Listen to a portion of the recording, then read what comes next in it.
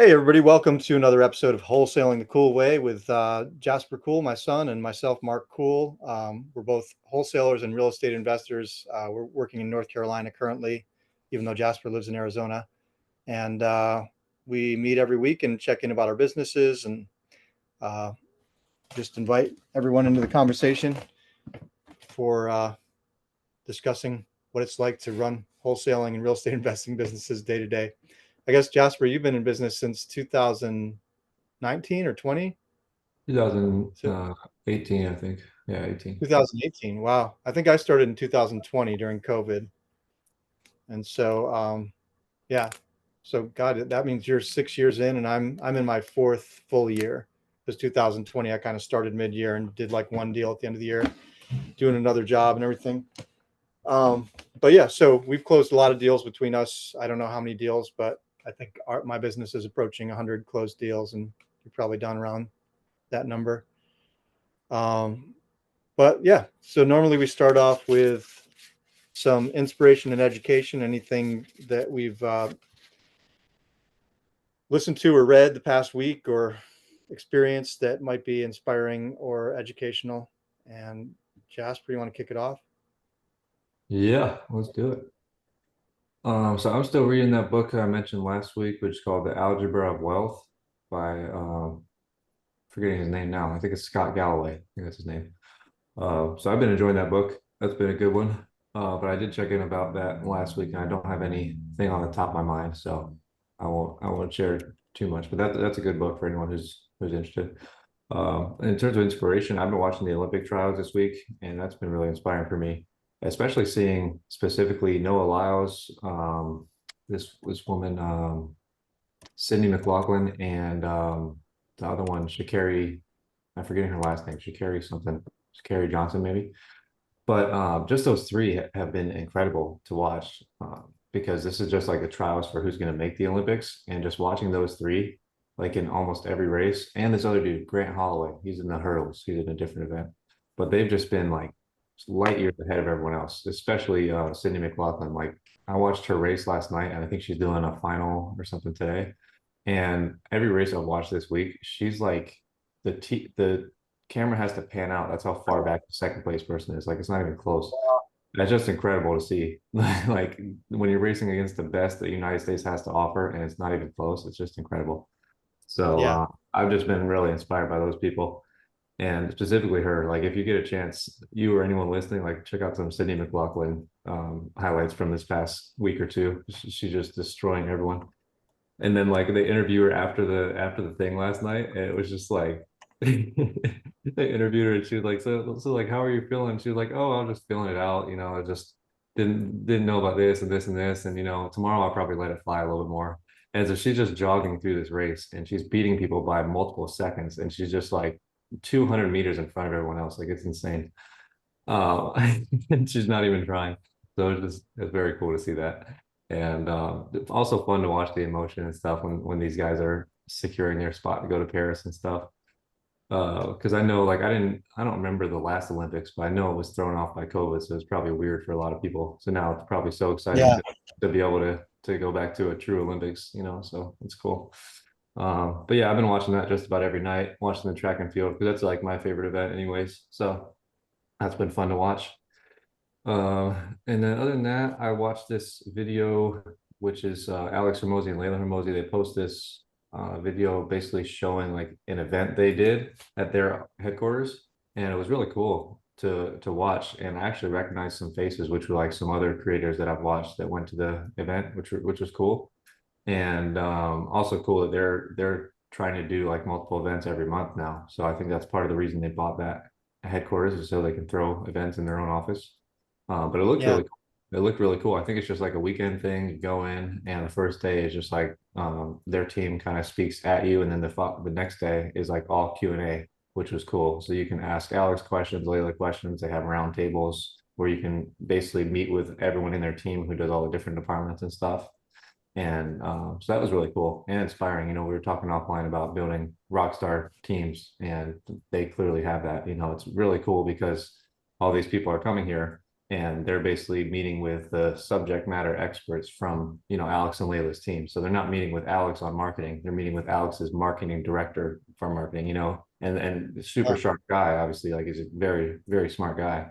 And then same thing, like they're not meeting with Alex to talk about sales. They're meeting with the sales manager to talk about sales, because like he's the one in the trenches every day and very smart, obviously. So that was cool. It was just cool to see how they have all their team, totally split up and totally autonomous. Like it's not like Alex and Leila are heavily involved really in the day-to-day of this even event.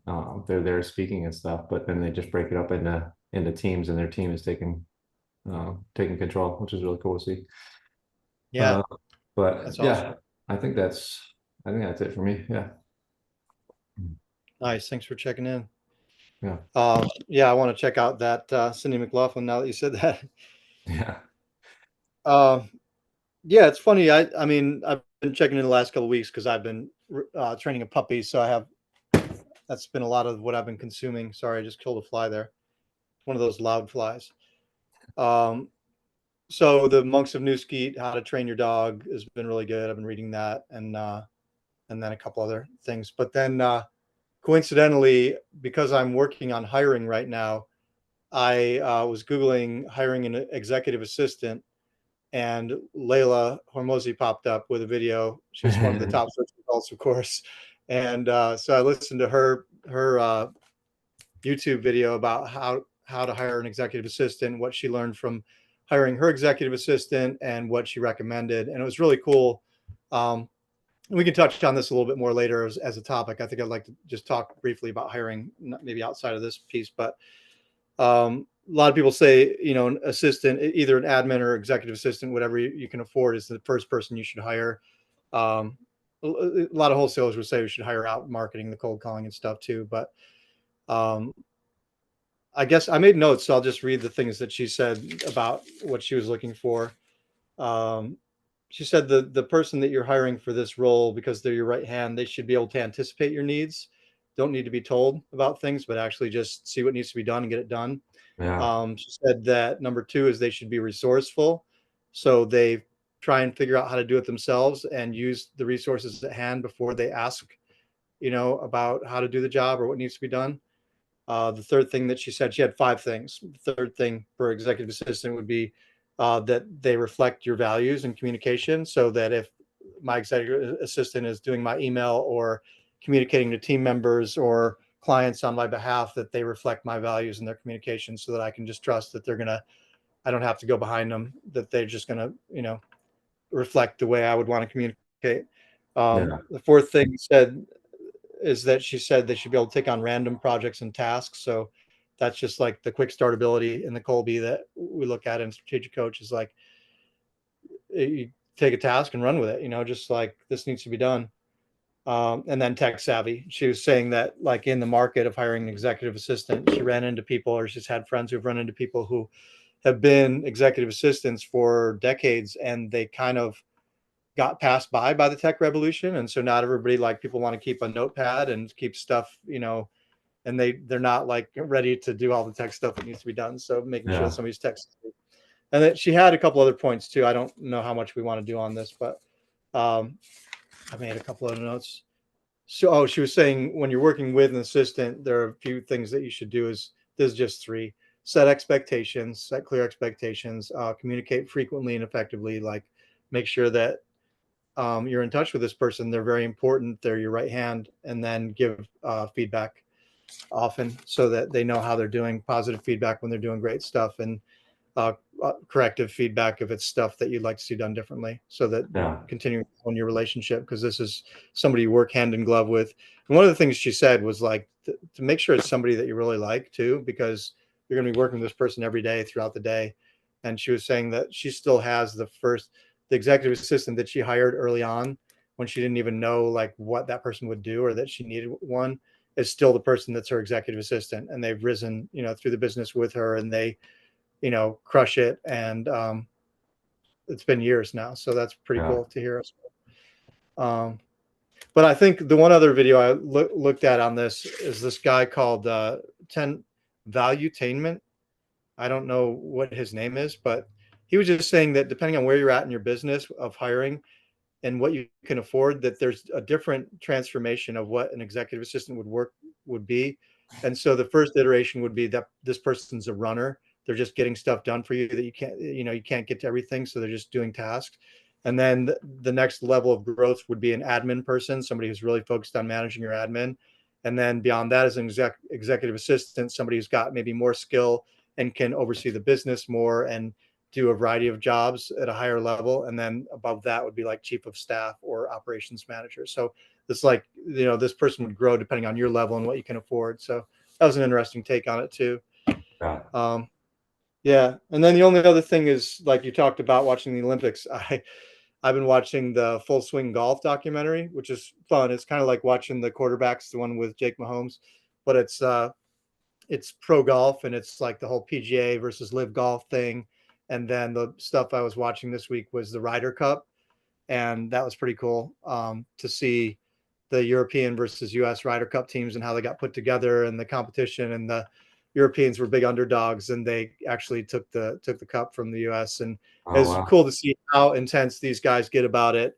And like these top professional golfers are still like on pins and needles to see if they're going to get selected for this team because it's so important.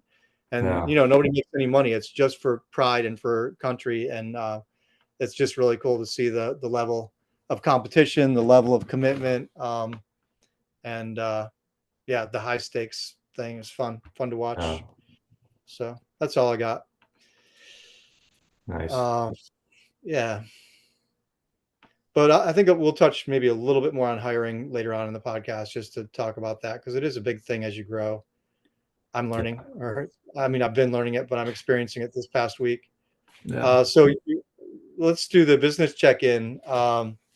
And normally that's just running through whatever you want to with your business KPIs, victories, challenges, closed deals, contracts sold, all that stuff, the day to day. Yeah, let's do it. You ready to kick us off with that, Jasper? All right. So I think I might do a little bit longer than usual since it's the end of the quarter. Yeah. So I'll just do kind of a brief quarter check-in, but I'll do the weekly first. So for this week, we got, let's see, got 108 leads, put out 119 offers. We got 2 contracts this week and sold 2 deals and closed 1 deal. So that's the Nice. week. Good. Thank you. So that's the weekend review. Um, I guess I'll do my quarter first, and then I could do a deal breakdown on that one we did close for anyone who's interested in that. So I was looking at this yesterday, kind of our quarter results, and just measuring the gap in the gain, like that book that you shared, but focusing on the gain, obviously. So first quarter, we, combined, we were at only a 2.5x ROI, which means for $1 in, we made 2.5 back, which is horrible for me. And just for anyone listening, that's pretty bad. It's not just me saying that. That's not very good for anyone. Typically, people like to shoot for at least 3 to 4x ROI on the low end. And last year, I was spoiled a bit with SMS being a bit better. Some quarters we were even at 8, 9, 10x ROI.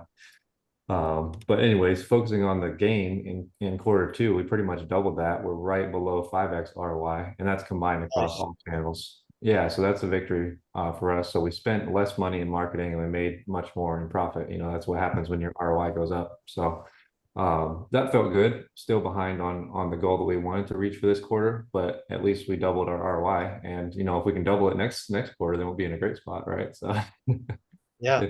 if that trend continues, that'd be awesome. But just kind of breaking down my quarter. I checked on this, I think, on our last podcast about PPC and stuff. But basically, I'll just do a quick breakdown. So we started this quarter. We were doing our own PPC through Google. We were doing pay per lead through 2 different websites. We were doing SMS and we're doing cold calling. And we finished the quarter now just back to bread and butter, which is SMS and cold calling. And I do have one website that I'm still active on for pay per lead, but it's just trickling in. It's maybe 1 or 2 leads a week, but I'm still keeping that active because, like I shared in, I think it was the last show or the one before, the good positive thing about PPC is that when these leads come in, they're pretty much ready to go like immediately.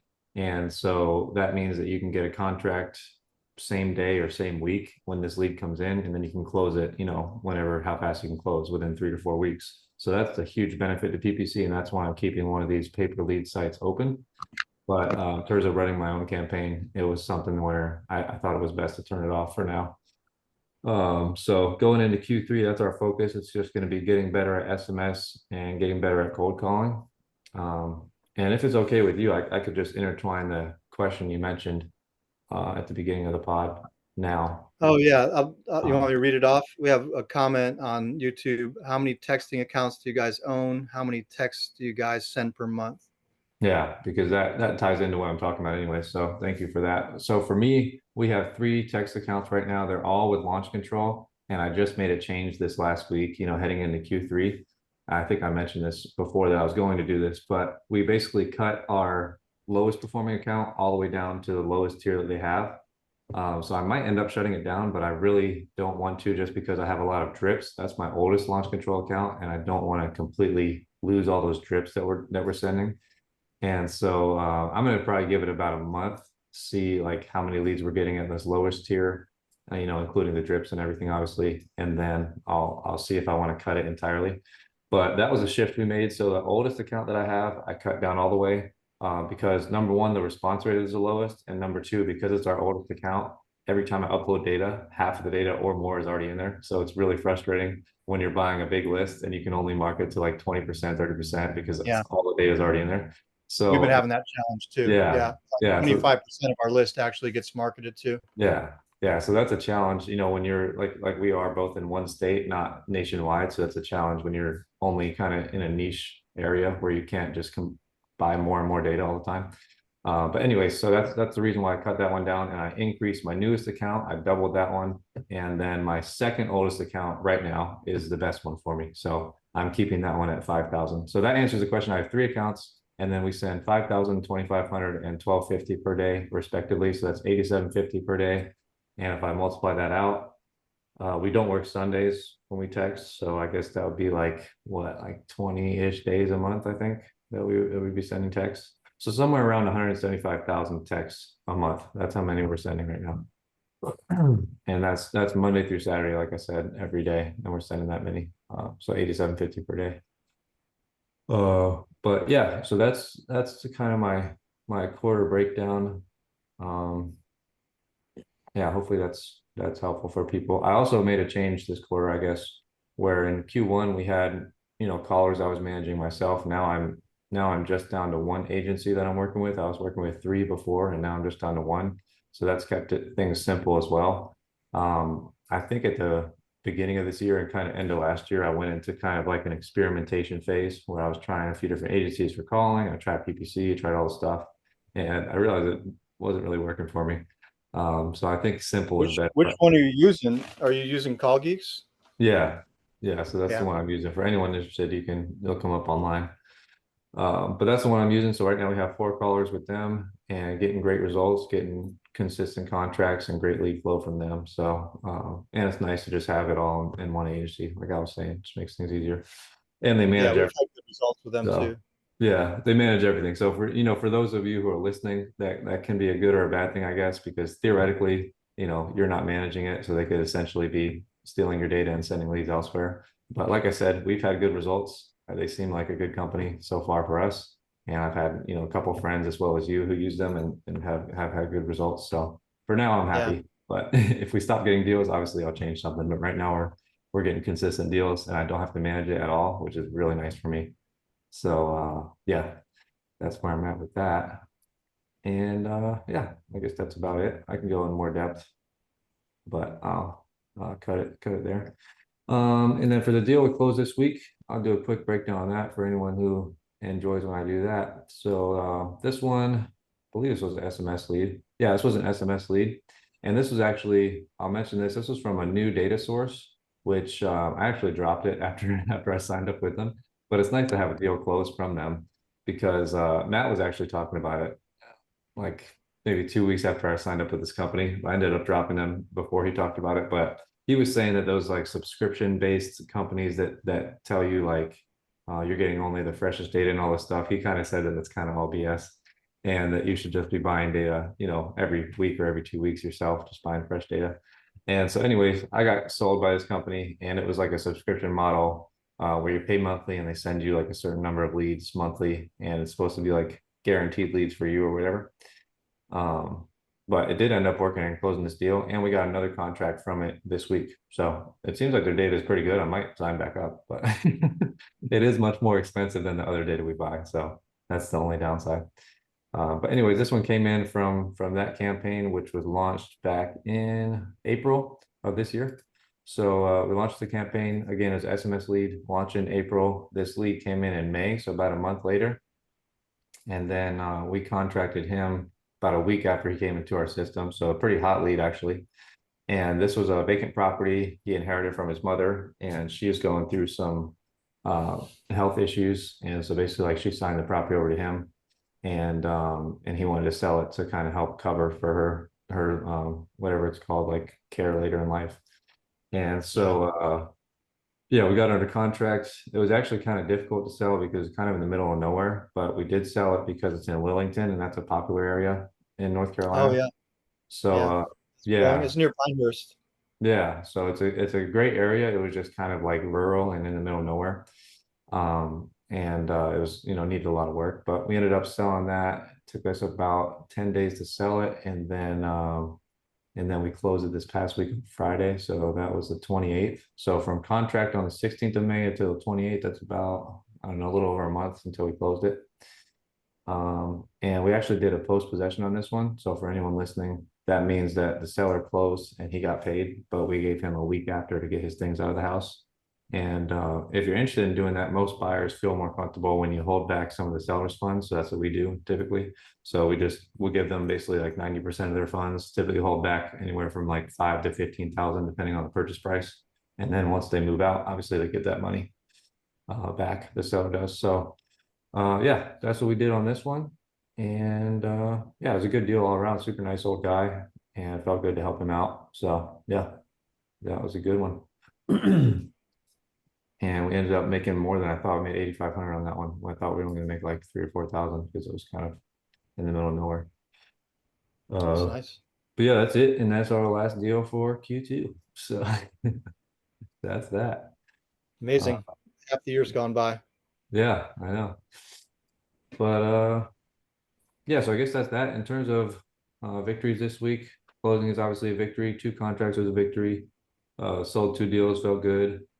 Yeah. And yeah, like I shared, the quarter was a victory that we almost doubled our ROI, right under 5x for the quarter. Feels good.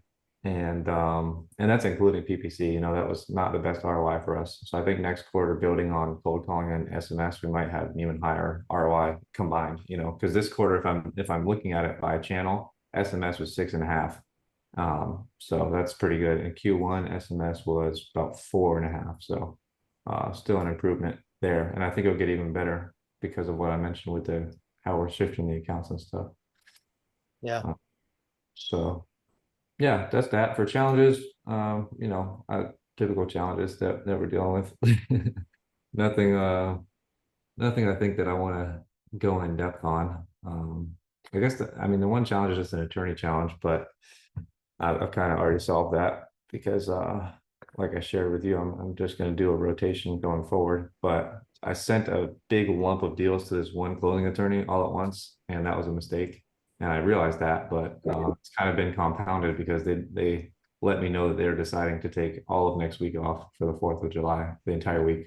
So Oh wow. that's a bit frustrating because we do have a lot of deals that were slated to close the week after 4th of July because I didn't know they were closing the whole entire week. So uh, all of those deals are going to be pushed pretty much. That's what's going to happen. So, but what are you going to do? So going forward, I'm definitely gonna fix that. But with these deals, it doesn't feel like it would make them close any sooner if I switched it to a whole new attorney. I have to start over Yeah. from scratch. So, but yeah, yeah. So, I have a couple other challenges with that same attorney, but it's no need to really go in depth there. That's fine. So Yeah. There are attorney challenges. That's part of the business, right? yeah. But I think that's, I mean, I guess the challenge I'll speak to is kind of what we were talking about offline. Now, I was talking to one of my buddies about it this week, and I think he's pretty much made up his mind. But the challenge that's kind of been ongoing for me this year kind of had like growing pains because we had a good year last year and almost reached the goal that I set for myself last year. And so this year I was like super excited. I was like, yeah, we're going to totally triple, quadruple our revenue, just absolutely crush it. And we're just behind last year. So we're now it's like, I don't even know if I'm going to reach last year's, revenue numbers, which is frustrating. And so it's put me in a position where I was all gung ho, like scaling, scaling, scaling. And then my buddy, who was reaching out to me this week and asking for my feedback on his business, has made up his mind where he's like, I'm shutting it down. I'm going back to one man show. He's like, I'm just going to do that. And that sparked the idea in my mind. I was like, well, I could do that. And so that's where I'm like, I'm in between two extremes right now, which is what you and I were talking about offline. But it's like, if you want to scale, this pace that I'm going right now is not sustainable. And I think you share the same mindset, but doing it all myself and stuff, where I'm not doing all myself. I have a great team on the front end, but handling all the back end of the dispo and the QC and stuff has really started to pile up. And so I'm at the point where I need to hire. It's not just one. Like I thought it was as easy as just hiring one. It's probably going to be at least three hires to where I can actually step down to working 2 or 3 hours a week, or not 2 hours, 3 hours a week, like 2 or 3 hours a day, because I'd be happy with that right now. And so it's probably like 2 or 3 hires away at least for me right now. And so Yeah. it's like you either buckle down, you make those hires pretty soon so that I can, kind of train them and stuff before I get even more hectic and then I don't have time to train. Or it's going backwards where my one of my friends is planning to do, where he's just like, I'm shutting it all down. I'm gonna go into PPC and I'm just gonna take the calls, I'm gonna close them, and I'm gonna have no team. He's gonna do it that way. Um, Yeah. and, and so, both are viable options and both might be the same amount of hours a day, right? Because if you're only taking the hottest leads and you're closing them yourself and you're doing whatever, 2 or 3 deals a month, you might end up making the same profit as doing 10 deals a month with a big team. So it's like, I don't know. It's not something I have a decision on, but just sharing that. And I think we've talked about this before, so I don't know if it's valuable for anyone listening, but I guess the takeaway is just to kind of get really clear on what you want out of the business in terms of how many hours you want to work and how much profit you want. Because depending on that, probably the profit number is the most important thing for you. Because if you only want a certain number of profit, like let's say 10,000 a month, for example, you can easily achieve that yourself without any team, just closing one, maybe 2 deals a month, but really just one deal a month with expenses. Let's say you close a $15,000 deal and you have a few thousand expenses, you'll net 10K a month, so you can do that without hiring a team and with working very little, doing one deal a month. I Yeah. remember I remember those days Well, because I did that yeah. for years and I hardly worked, so and then I wanted to scale. But I'll let you go. Your opinion No, there.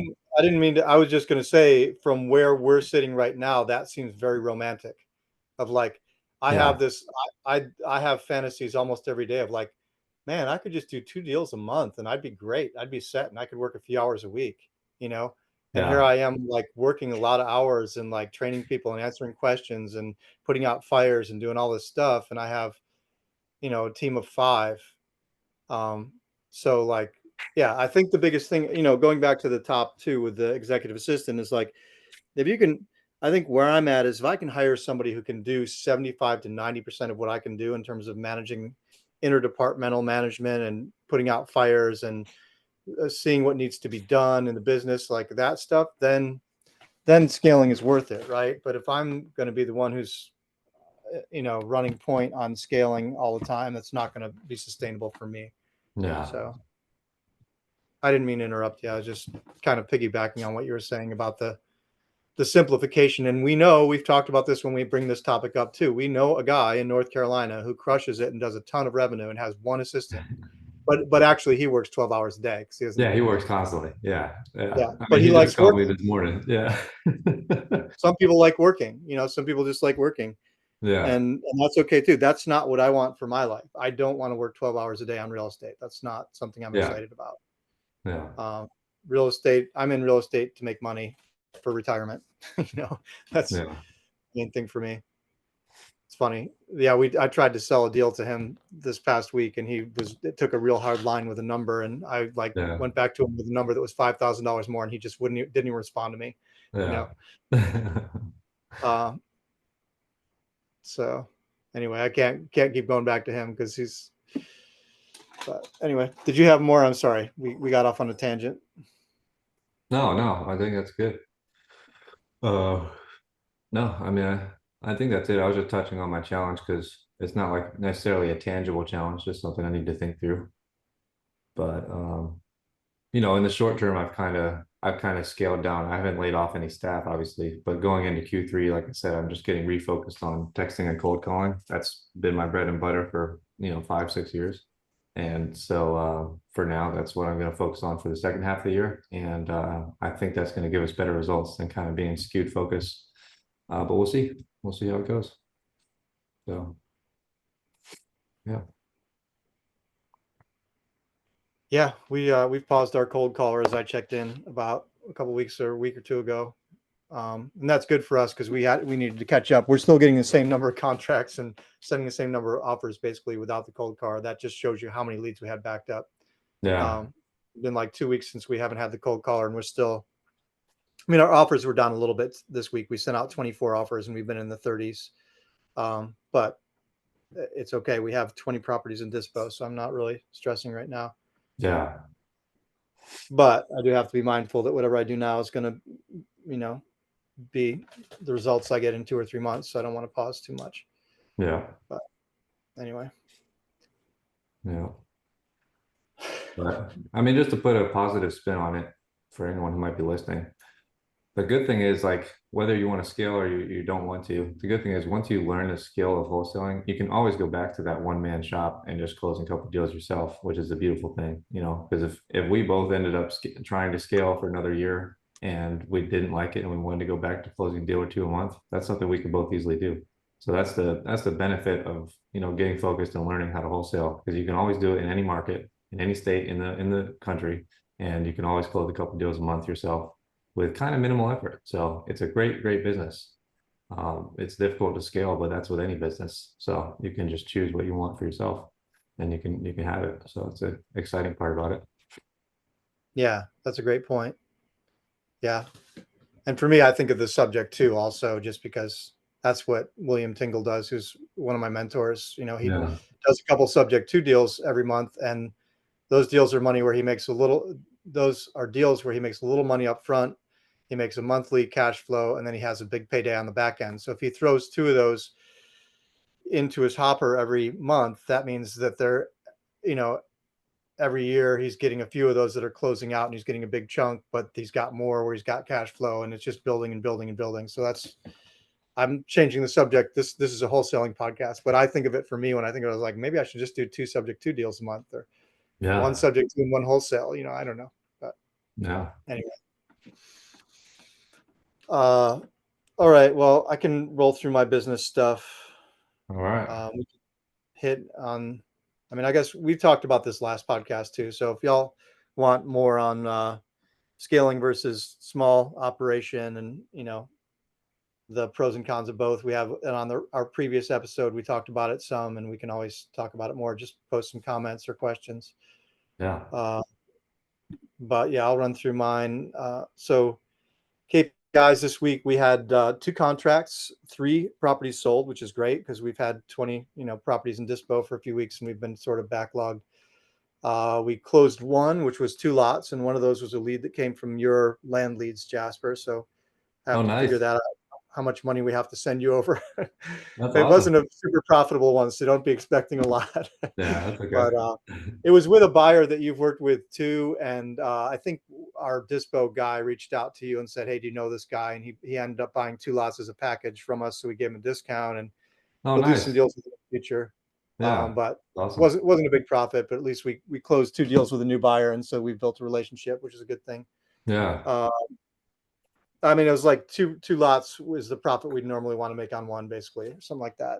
A Yeah. little more than one deal. Um, but yeah, 3 solds is great.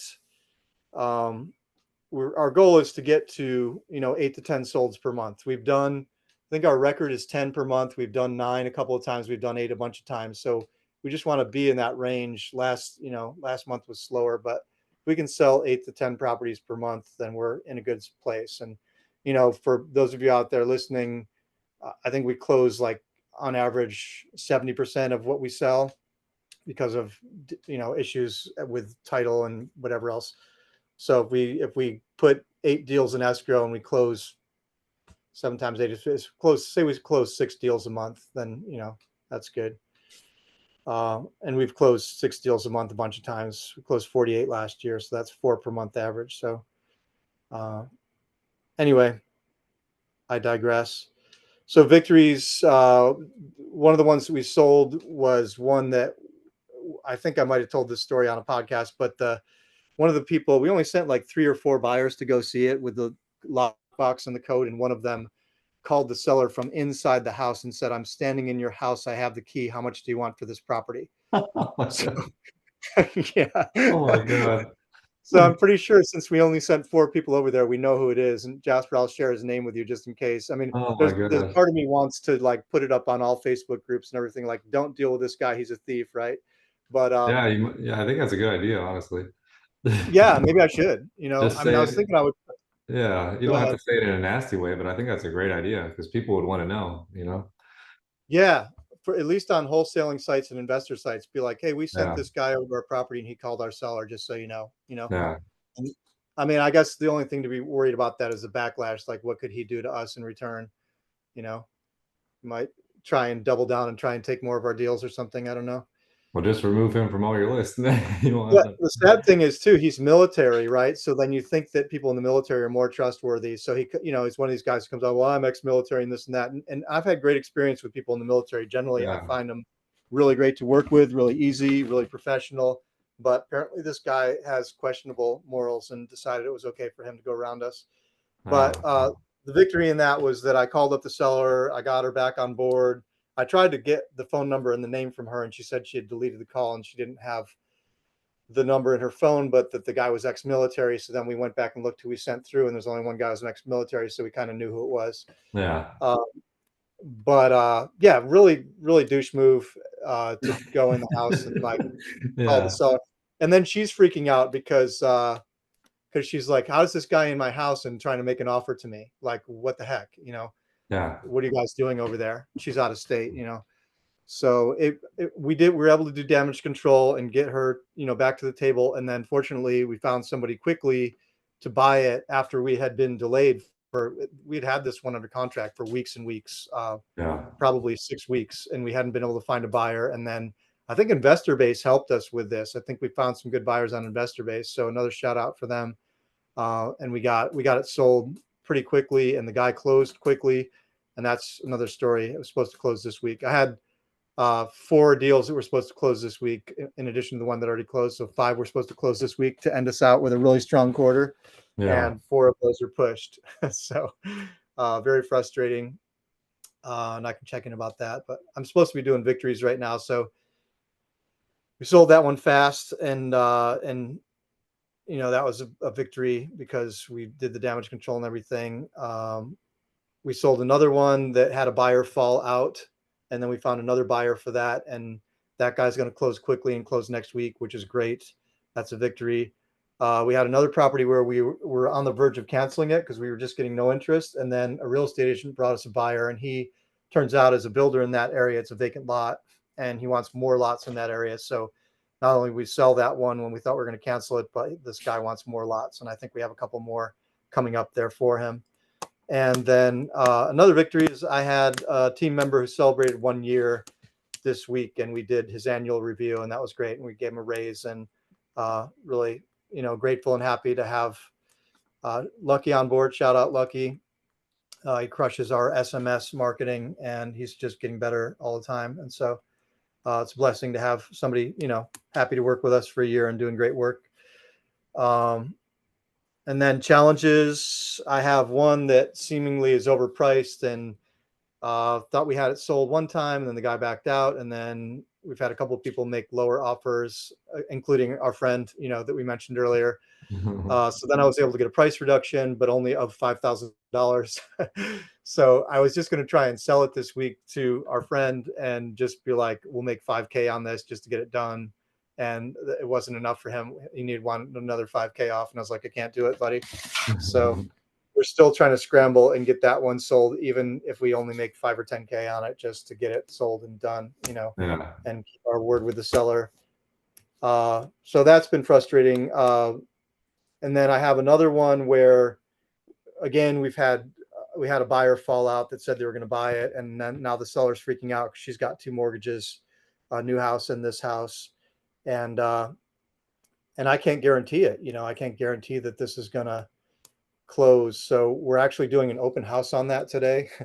we're I posted it everywhere, and we've got some people going over there, and we're marketing it as owner financing. I scrambled and got the seller to agree to do a subject to with the existing mortgage, and I'm going to probably have her owner finance out her equity and give her like 10K now and finance the rest. So I'm getting super creative to try and do the right thing by her and not have her pay 2 mortgages and keep our word with her, even though she's not going to cash out 100% of what she wanted to cash out. But Yeah. on her side, there's an oil tank underneath the house that was found by one of our buyers that they were worried about it being a huge expense to have to deal with it, like as far as a hazardous waste thing. So that's kind of on her. And then the house, just ended up being more run down than we thought. So technically we should get a price reduction, but we've had it under contract for so long that I feel like I can't do that. So my version of that is to give her equity over time.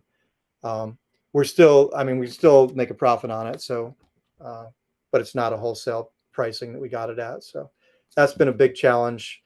The biggest challenge is the stress of feeling like I have this woman's life in my hands with her 2 mortgages, and I really want to help her and not like be the guy who's the jerk who said, I'm going to buy your property and then not close on it and have her over a barrel. That's Yeah. like the thing that keeps me up at night or makes me wake up in the morning thinking about how I'm going to sell this property. So I don't want to live that day to day, which goes back to, our conversation about self-managing business and Yeah. not being as involved in the day to day and the high stakes stuff, or Definitely. not taking out deals that have high stakes like that, like we've talked about with tenants or people who Yeah. have too much stuff like that. Buy box. It goes back to the buy box conversation. Yeah. So, and then our other challenge, I have another one that's similar to that too, which is a subject to, and the woman has already moved out, and we need to close this, within the next few weeks. And, the buyers have been a little bit thin. So just have been feeling a lot of pressure on taking care of sellers and closing things out. It's not even about the money anymore. It's about like doing the right thing for the Yeah. seller. And the money is, we're running businesses at the same time. So we have to make sure we're making money and trying to take care of the sellers. We can't do stuff at a loss, right? So that's the trick of it. Yeah. But it's been stressful for me. I've had to breathe a lot this week and try and remember to meditate. Yeah. And then we have too many properties in disposition still, which is a great problem to have. Most people will be like, why are you complaining about that? But Yeah. it sets up the same dynamic. If you have 15 or 20 properties in dispo and you've got 15 or 20 sellers who are expecting you to close their deal on time and get them their money, and they have life circumstances that are depending on it. Many sellers are selling a property to get money for health expenses, or as you mentioned, Jasper, to move the person who owned the house into assisted living, or they're buying Yeah. their next house, or they're deep in debt, or whatever the reason is for selling their house. They're counting on us, right? So when we have 15 to 20 properties in dispo and 2 guys managing it, and it's probably too much for them to manage, so then I'm pitching in, it's very stressful. So it goes back to either we're scaling back or we're hiring more, right? Yeah.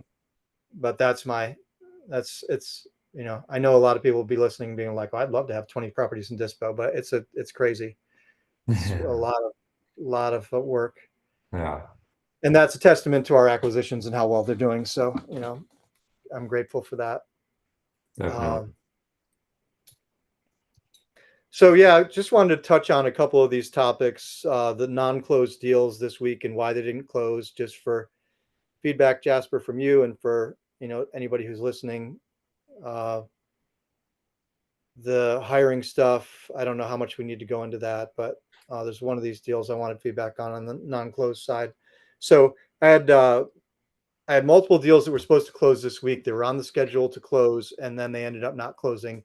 For me, this cost our company, 50K this week that I wanted to have on, selfishly, I wanted to have on the quarter 2 revenue ledger, so that I could feel good about my second quarter, which is probably about even with my second quarter of 2023 right now, which is not similar to you, Jasper, not anywhere near where I wanted to be in terms of uh, revenue. So the 50K would have been a nice bump.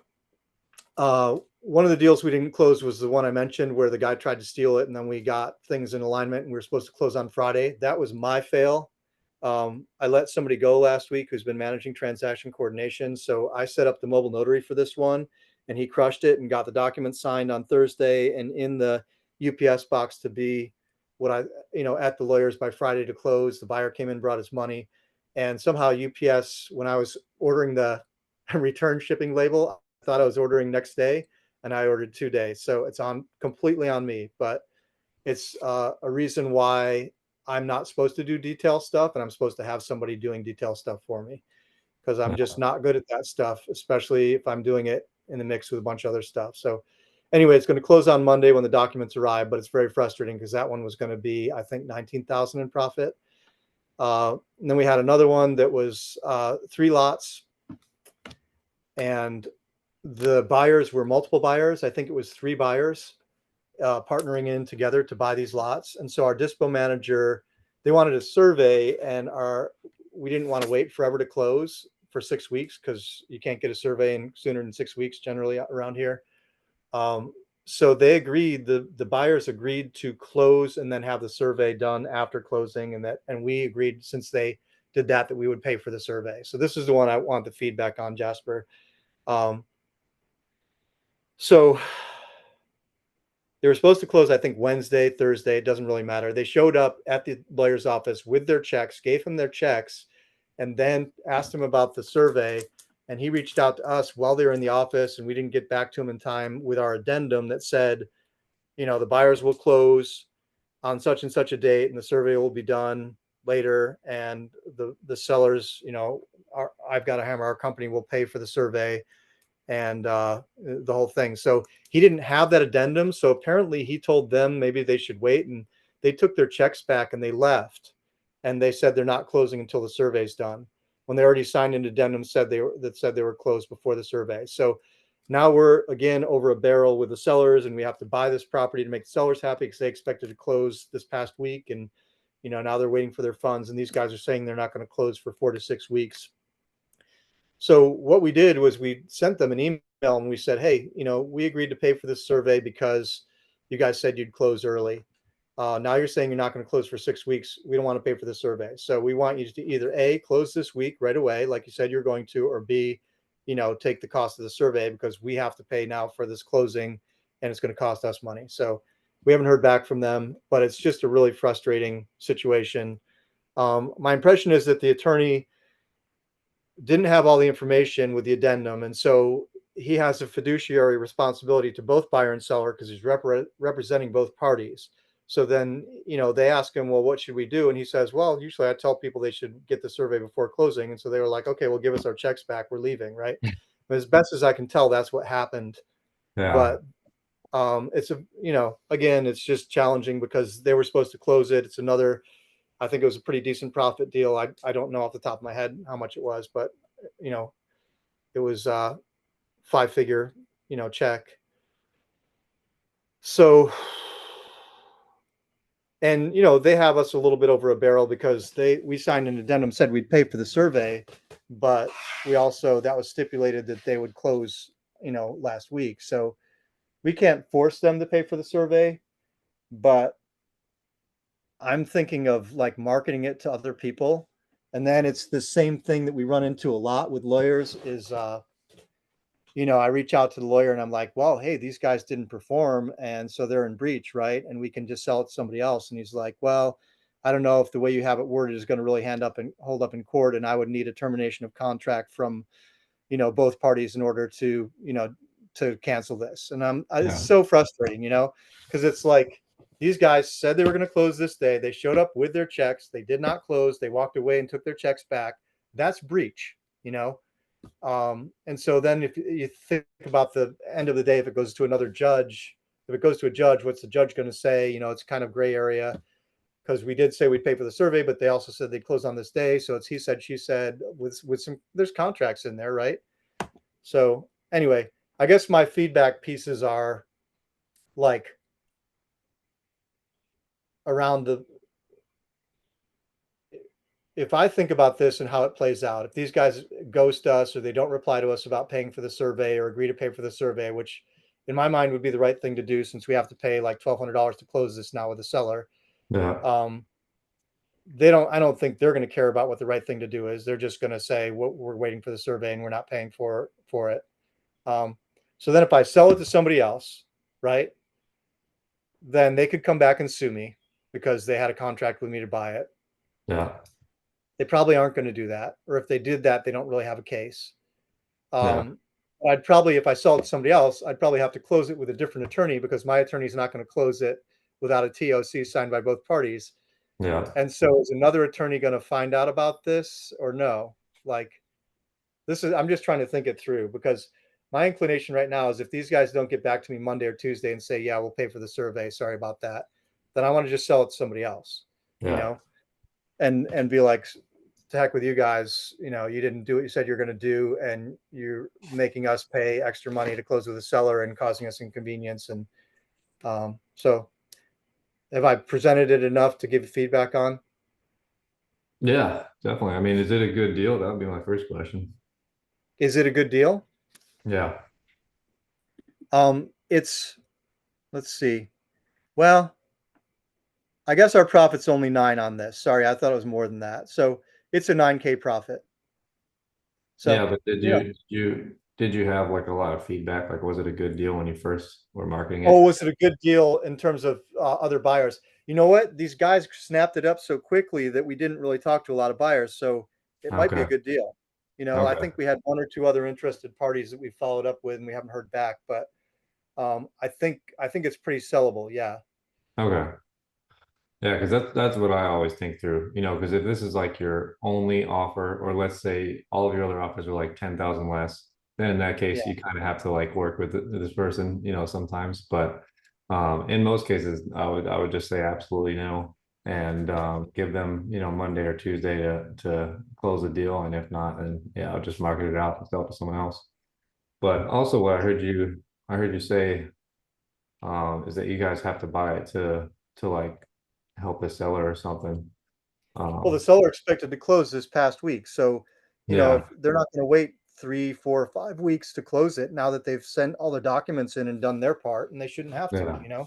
yeah, yeah. I mean, that's always a tricky situation, but I always like, I guess it's a little bit different when you're dealing with land. It's not super expensive, but I Right. always, This is a $15,000 piece of land, right? So we can buy yeah, this. yeah, But then it's going to cost us 16.2 or 16.3 by the time we pay closing costs, which cuts into our profit on the deal, which is why I want the people to pay us the survey, which is only 650. It still doesn't make us whole, but at least, you know, we're not out of pocket 2 grand. yeah, So yeah, that's a great point, though. Let's make sure that we have solid buyers before we take a hard line with the first buyer. yeah. I mean, the first thing I would do is immediately market it out Monday morning. Push it out back to marketing Monday morning to everyone except that buyer, obviously. Yeah, uh, and just try to get offers in, and yeah, and then see if you can buy time with the seller before you close it, like at least not 3 to 4 weeks, but maybe they could wait until the end of this coming week, maybe, so yeah. that you can kind of get an understanding of where you're at. Um, and then with the attorney, man, I mean that's frustrating for me to hear that.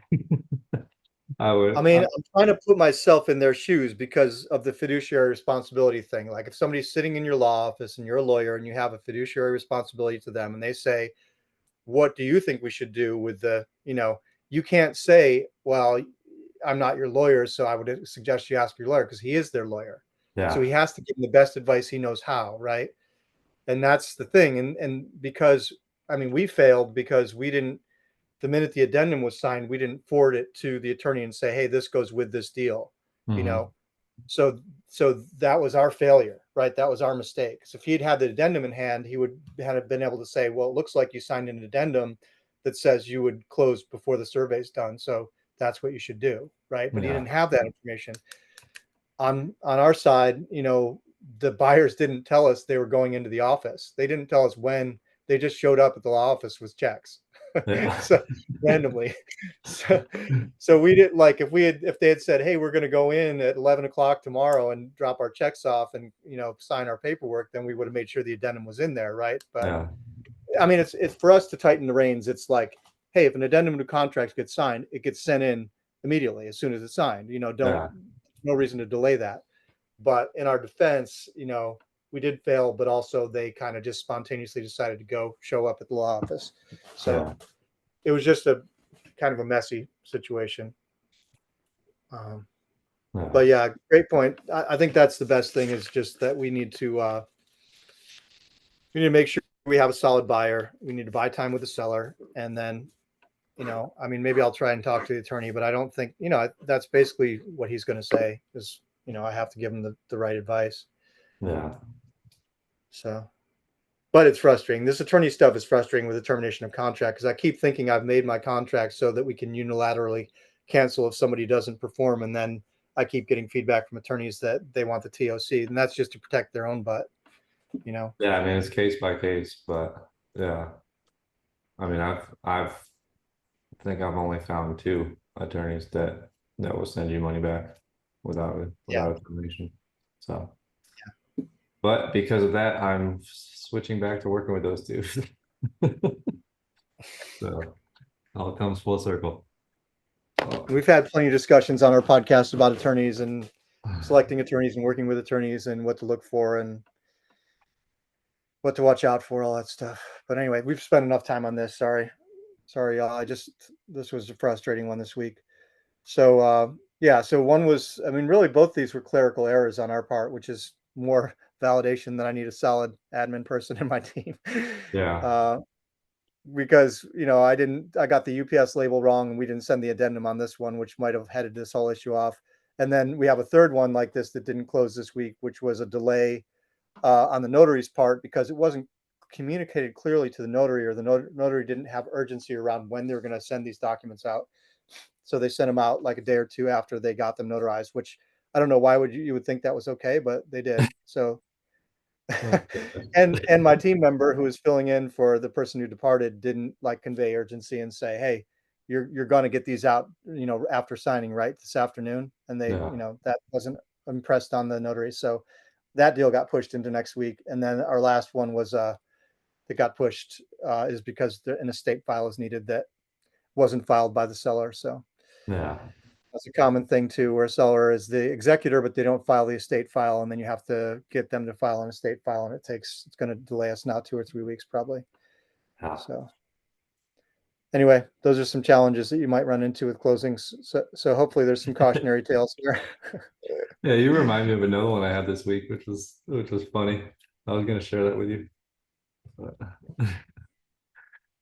Go ahead and share it if you want. it was an interesting one for me. I was gonna share it just to see if you'd ever dealt with this, but basically, I sold this deal, and I might have touched on this in a previous podcast about the deal itself because we signed a contract. It was a tenant deal. It was before I changed my buy box. We were buying with the tenants, something I'm no longer doing. But we Yeah. signed a contract, 3, 4 weeks ago before I made this change. And then clearly in our contract, it states that we need to have access. It also states that we need a copy of the lease agreement, because there's tenants that were taking over all this stuff. Seller signed it with Duncan. It's not like he could say he didn't sign it. He signed it with a notary. Anyways, after that, he changed his mind and said, nope, I'm not letting you in the house and I'm not selling anymore. And I was like, well, hold on, let's see if we can salvage this deal before you just say you're not selling anymore. So I was like, well, hold on, we might be able to just get approved to buy it without seeing the house. Like, give me a couple days. So anyways, long story short, we sold it sight unseen and got a lot of interest, which surprised me. And I told all the buyers, it's totally sight unseen. You're not going to get inside. There's no lease, none of that stuff, no interior pictures. Like, you're literally blind on this deal. And still had a lot of interest. So we sold it. I got a slight reduction with the seller because I was like, dude, you totally changed your mind on us. You need to give me a better price. Like, we're not even seeing the property. And so I turned what was like, he wanted to cancel and I had no interest, into a pretty good profit deal for us. And we were going to make, I think, 14 or 15 on the deal. And so I was super excited. And the seller or the buyer was cash. And he was like, I'll close this week, which is this coming week. I was like, sweet, like awesome. Totally turned this one around. And then the buyer finds out that the seller was trying to get one over on both of us. And the DOT had recently put in a right of way and paid the seller, I think 17 or 20K, something like that, because they're going to basically take half the property and put in sidewalks in the front of the property. And so he was pretty much trying to get over on us, and he was just going to sell us a property that soon after the buyer closed was going to be basically cut in half. He's going to lose half his lot, and there's going to be a sidewalk right in front of the property. There's going to be more foot traffic and like a bus stop in front too. It's like all this stuff. And so, needless to say, the buyer was like, "Well, dude, like I don't want to buy this anymore." And he had already sent in his deposit and all this stuff. And I was like, "Well, dude, I didn't know this. I'll just give you your money back. I'm sorry about this. Like, I had no idea." But long story short, we salvaged it. The buyer, like, it's still a good deal, even though he's losing half the lot, but we decreased the profit quite a bit. So we're gonna make 5 on it. But as it's just a funny scenario. Like, I've never had that happen on one of my deals where the lot is literally set to get cut in half. And the DOT, I guess that they didn't just take it from him, they paid him for it, but I didn't even know that was a thing. So that's Yeah, funny. they can take property and just give you whatever they decide fair market Yeah, value is for it. They yeah, don't, that's it's not insane. like a negotiation. They're just like, we're taking this and here's some money for it. Yeah, that's insane. That's Yeah. insane. So just for anyone listening, I guess it's a testament if you're buying like a personal residence or an investment, like don't buy something that's on the corner of like a main road because then they might just take it and put a sidewalk in. So, but that was crazy. That was my first time dealing with that, like ever. So it was really funny. But it was a bummer for us. But the only reason I'm still like want to follow through with this deal because the seller is older and he is a nice guy despite trying to kind of get one over on us. He's a nice guy, but but he also has like 20 other properties. So I'm hoping if we can make things right on this one that he might consider working with us again. So that's kind of why I'm still want to get it closed. So yeah, but that was just a funny story for me. I never Yeah. knew that they could do that. And for anyone listening, now they can just take your property if they want to. So pretty Yep. crazy. Pretty A lot of crazy. the lots that are close to big highways or, yeah, major roads that happens to. Yeah. Yeah, and DOT means Department of Transportation, if anyone was confused about that. But yeah, that was an interesting one. So just wanted to, I didn't know if you'd ever dealt with that before. No, I haven't had it directly happen, but yeah, I'm aware of it from being, yeah. Yeah. I've talked to people who've had properties taken by the DOT, or I've talked to people who are, the DOT is going to be taking it or something like that. So I haven't had it happen mid deal, but I've talked to sellers on both ends of it, Yeah. of like the property used to be this and now it's this, or DOT is going to be taking this in a year or two or whatever. They give Yeah. you a fair amount of notice, I guess. Yeah. Yeah, it's funny. Just so you know, you're going to have half your property in a year or two. Yeah. Funny. Oh Yeah. man. But yeah, I guess that's it. I think we addressed the comments earlier. I mean, do you want to answer that same comment for your business? Yeah, for the SMS stuff, we have two accounts, Launch Control and Smarter Contact. Our main account that we use right now is Smarter Contact for our current texting, and the Launch Control is basically downgraded to the lowest level, and we use it for the follow-ups that are in that account that have been there for, based on our last year or two of texting. So we do still generate and push leads through the Launch Control account. It's just slow and it doesn't take much maintenance. It's like a little bit here and there. You just the automated follow-ups will drop, people will respond, you'll respond to them. Sometimes we get a deal out of it or a lead. And then the Smarter Contact is the one we're active in and we're using day to day. We do Jasper mentioned the challenge of uploading data and then having a lot of it be duplicate. So we've been fluctuating a little bit with our daily SMS, but our target is usually 1,500 to 2,000. So just say it's 2,000 a day times 6 days would be 12,000 per week because we do 6 days a week. And then, so that would be like 50,000 texts per month we're sending with that. Wow. Um, and then we're, based on that, I don't know what the leads are off the top of my head, but we're sending out like 20 to 30 offers a week. I guess we've been in the 30s.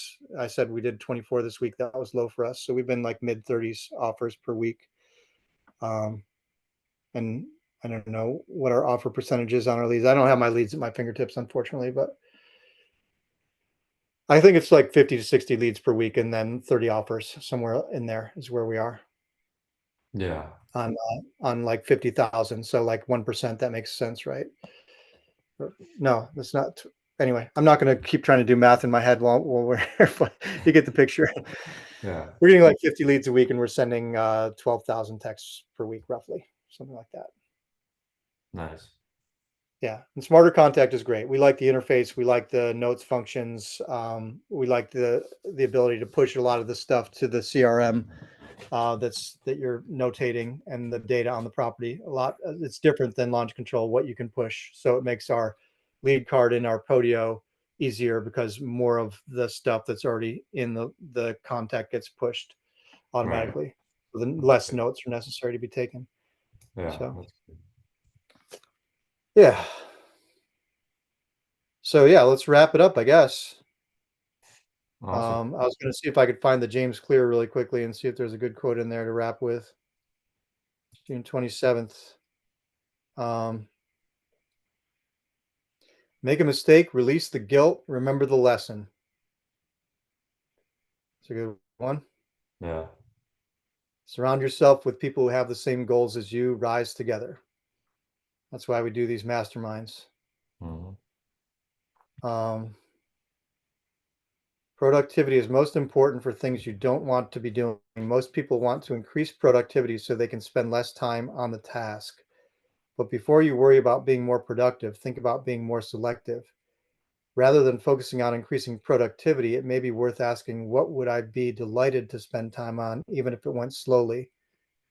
Direct your energy toward figuring out how to start what you want to do, rather than thinking about how to shorten what you don't want to do. Yeah.